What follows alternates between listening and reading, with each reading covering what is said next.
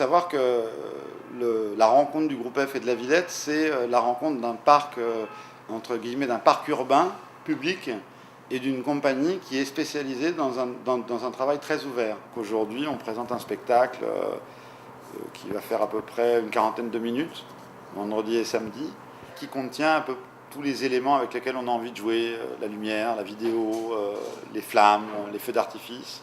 Le spectacle est entièrement conçu sur cette idée d'un fil, d'un espace sur lequel on est posé. C'est l'homme et la femme, des rencontres, c'est que ça. On fabrique un contenu, on va raconter une histoire, enfin au moins évoquer un certain nombre de concepts, et puis le feu vient sublimer tout ça, c'est-à-dire en même temps le sublimer, en même temps le nettoyer, le faire disparaître.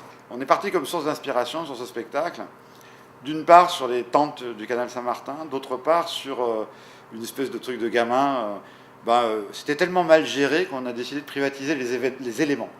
Donc on a privatisé l'eau, la terre, le feu, et puis on a laissé quand même un espace public, c'est la passerelle, donc c'est une espèce de petit fil sur lequel les gens peuvent circuler et encore exister, mais pour le reste c'est privatisé.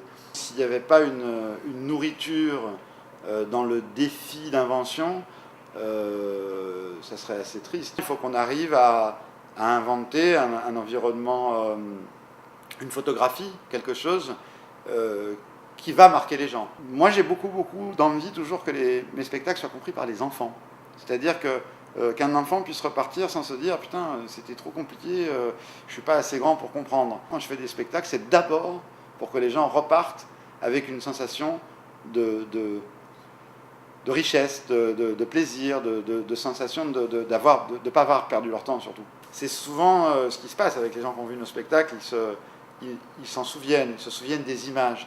Pas trop ce qu'on a raconté, des fois ils ne sauraient pas dire la musique, mais ils se souviennent d'un environnement qu'ils ne connaissaient pas, d'un environnement qu'ils ont découvert.